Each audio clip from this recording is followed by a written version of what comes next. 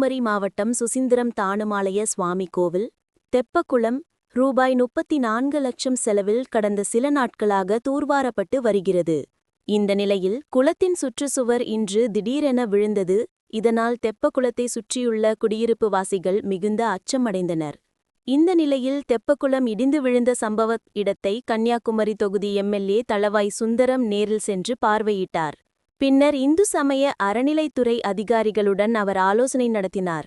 பின்னர் செய்தியாளர்களிடம் அவர் கூறும்போது, கோவில் குளத்திலிருந்து மண், பாறை, கற்கள் இரவு நேரங்களில் திருடு போவதாக அந்த பகுதி மக்கள் புகார் தெரிவிக்கின்றனர். புகார் சம்பந்தமாக இந்து சமய அறநிலைத்துறை அதிகாரிகளிடம் விளக்கம் கேட்கப்பட்டுள்ளது. 1 மாதத்தில் சுசீந்திரம் கோவிலில் தெப்ப திருவிழா வருவதால் அரசு உடனடியாக தெப்ப குளத்தை சீரமைக்க நடவடிக்கை எடுக்க வேண்டும். குளத்தில் எவ்வளவு ஆழம் மண் எடுக்கப்பட்டுள்ளது என்பது குறித்து விளக்கம் கேட்டுள்ளோம். முறைகேடு நடைபெற்றதாக தெரிந்தால் சம்பந்தப்பட்ட நபர் மீது நடவடிக்கை எடுக்க அதிகாரிகளுக்கு கோரிக்கை வைக்கப்பட்டுள்ளது. குடியிருப்பு வாசிகள் மிகவும் அச்சத்தில் உள்ளனர். 100% திட்டமிடாமல் பணிகள் மேற்கொள்ளப்பட்டதே அசம்பாவிதத்திற்கு காரணம். இது சம்பந்தமாக அறநிலைத்துறை அமைச்சரிடம் பேசியிருக்கிறோம் என்றும் தெரிவித்தார். குளம் தூர்வாங்கப்பட்டது. தூர்வாங்குவதில் சில குளப்படிகள் ஏற்பட்டுவிட்டது. இரவு நேரங்களில் இங்கிருந்து கல் எடுப்பதும் மண்டல் மண் எடுப்பதுமாக இங்கு இருக்கக்கூடிய பொதுமக்கள், இளைஞர் சமுதாயம் குற்றச்சாட்டு கொண்டிருக்கிறார்கள். அதற்கும் இந்து அறநிலையத்துறையிடம் விளக்கம் கேட்கப்பட்டிருக்கிறது. இதை உடனடியாக தடுத்து நிறுத்த வேண்டும்.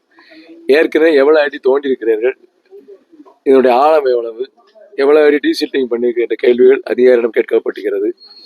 இங்கே இருக்கக்கூடிய சைடு இருக்கக்கூடிய வால் எப்படி இது ஸ்லைடிங் ஆச்சுது, எப்படி மண் சரிவு ஏற்பட்டது என்பதற்கு உண்மைத்தன்மை அறிய வேண்டும் என்பதற்காக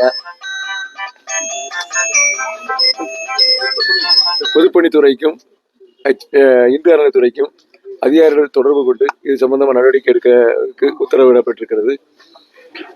தற்பொழுது இங்கே இருக்கக்கூடிய ஜேசி தலைமையிலே இன்ஜினியர்ஸு, ஜேடி எல்லாரும் இருந்து இன்றைய தினம் இங்குள்ள குளம் தூர் வாங்கும் பொழுது பொதுமக்களுக்கு, குறிப்பாக இங்கே சுற்றி இருக்கக்கூடிய வீடுகளுக்கு எந்த விதமான சேதமும் வராமலும், அதே போல் தவறு நடக்கக்கூடாது.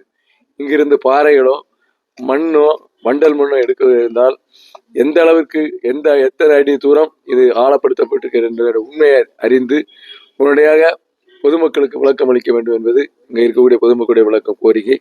இங்கே இருக்கக்கூடிய சைடு கட்டு பூரா மேலால் எந்த பாதிப்பு வராமல் அளவுக்கு ஒரு ஃப்ரெஷ்ஷாக ஒரு எஸ்டிமேட் எடுத்து அதற்கான நடவடிக்கையை துரிதப்படுத்தி இன்னும் 1 மாத காலத்திலே தேரோட்டம் வருகிறது, தெப்பத் திருவிழா வருகிறது. ஆகவே பொதுமக்கள் நலன் கருதி இந்த அரசு உடனடியாக நடவடிக்கை எடுக்க வேண்டும் என்று வற்புறுத்தியுள்ளோம். தவறு செய்தவர்கள் நடவடிக்கை எடுக்க வேண்டும் என்று அதிகாரிகளுக்கு இங்க இருக்கக்கூடிய ஜேசிக்கு அதான் சொன்னேன். எவ்வளவு நீளம், எவ்வளவு ஆழம் எடுத்திருக்காங்க, இவங்க 2 மீட்டரா 3 மீட்டரா 4 மீட்டர் எடுத்து அவர் யார் தவறு செய்தால் அவர் மீது நடவடிக்கை எடுக்க வேண்டும் என்று ஒரு கோரிக்கை வைத்திருக்கிறோம். 100% அதில் டவுட்டே கிடையாது. குடியிருப்பு வாசிகள் ரொம்ப அச்சப்படுகிறார்கள். ஏனென்றால் இது வட மாநிலத்தில் நடக்கும்போது நிலச்சரிவு ஏற்படுத்தி விட்டது.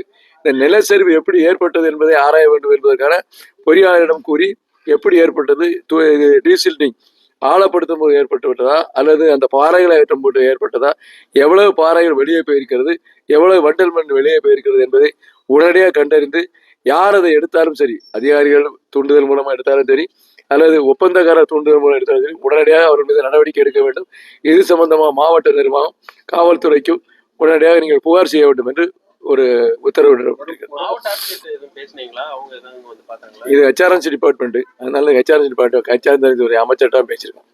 பழமையான குளம் இந்த தூர் வரும்போது சரியான திட்டமிடல் இல்லை அப்படிங்கிற மாதிரியான குற்றச்சாட்டு சொல்றாங்க. 100% கரெக்ட்.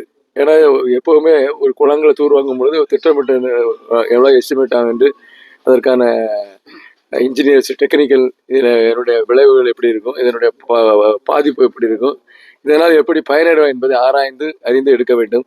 இது தற்சமயத்தில் இவர்கள் அது போன்ற விஷயத்திலே இவர்கள் தவறவிட்டதாக கருதப்படுகிறது. எனவே இதை கருத்தில் கொண்டு நல்ல டெக்னிக்கலா, அதாவது பொறியாளரை அணுகி மேலால் இது போன்ற தவறு நடக்கக்கூடாது என்பதற்காக தான் இவ்வளவு நேரம் ஆலோசனை கூட்டம் நடந்தது. அந்த ஆலோசனை கூட்டத்தின்படி அதிகாரிகள் நடவடிக்கை எடுப்பார் என்ற நம்பிக்கை எனக்கு இருக்கிறது.